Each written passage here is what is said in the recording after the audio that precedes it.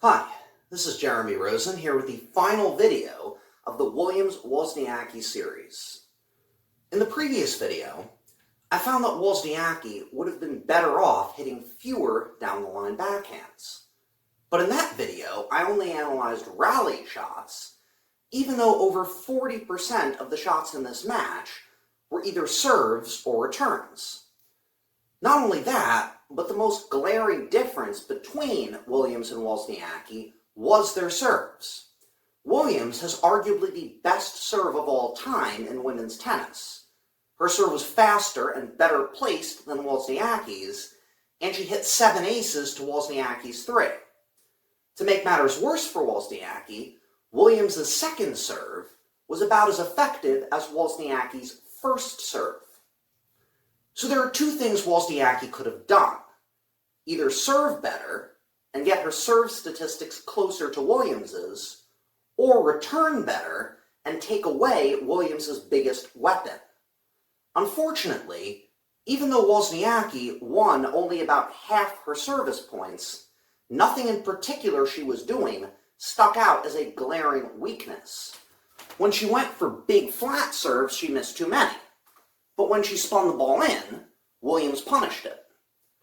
On the other hand, there was something that stuck out about Wozniacki's returns. Namely, she was almost 50% more effective. That is, she ultimately won the point about 50% more often at returning Williams's wide second serves than Williams's T second serves. Often, it's the other way around, because there's an extra challenge in returning wide second serves, since they pull you off the court, opening up the rest of your court for their next shot. But to compensate for that, you can position yourself farther wide before the serve is struck, and it turns out that Wozniacki was overcompensating.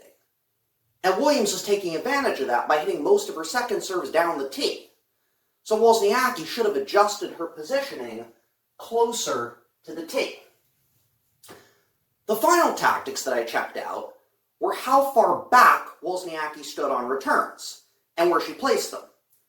It turns out that even when controlling for whether the incoming serve was a first or a second serve, Wozniacki was about 33% better off when standing on or inside the baseline than behind it.